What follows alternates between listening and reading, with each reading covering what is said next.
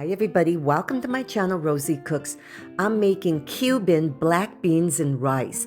Sometimes they call them Congri or Moros y Cristianos. I always order this at a Cuban restaurant. They're so good. They usually require something called sofrito. I'm going to show you how to make it without having to buy sofrito or make it. So right here I have my chopper. I'm adding 1/4 of an onion, 1/4 of a green bell pepper, 1 garlic clove, and a small bunch, 2 tablespoons or so, of fresh cilantro. I'm going to chop it all up. You can do this by hand if you want. So right here I have a hot skillet and I'm adding 1 tablespoon of olive oil. To my olive oil, I'm going to add 1 cup of jasmine rice. I'm going to give that a little stir so that it can combine with the oil.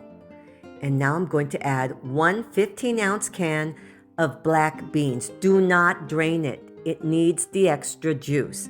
And it gives it a beautiful, rich, dark color. Now I'm going to add some spices. This is a 1/2 teaspoon each: salt, pepper, cumin, and oregano. Now I'm going to bring in my peppers and onions. And I'm going to mix those in to combine. And this is 1 cup of water. You're only using 1 cup of water for this recipe. Trust the process. So now I'm going to give it a nice stir, and I'm going to bring in 1 bay leaf. Make sure you submerge it. You want it to come up to a strong boil. When you start to see it bubbling like this, that's when you lower your flame to the lowest setting. You cover it and simmer it for 20 minutes. After 20 minutes, you fluff your rice and you remove your bay leaf. And now it's ready to serve. This black beans and rice is one of my favorite dishes to order when I go to a Cuban restaurant. And with my shortcut recipe, you don't have to go out and buy a jar of sofrito. You don't have to make a big batch of sofrito.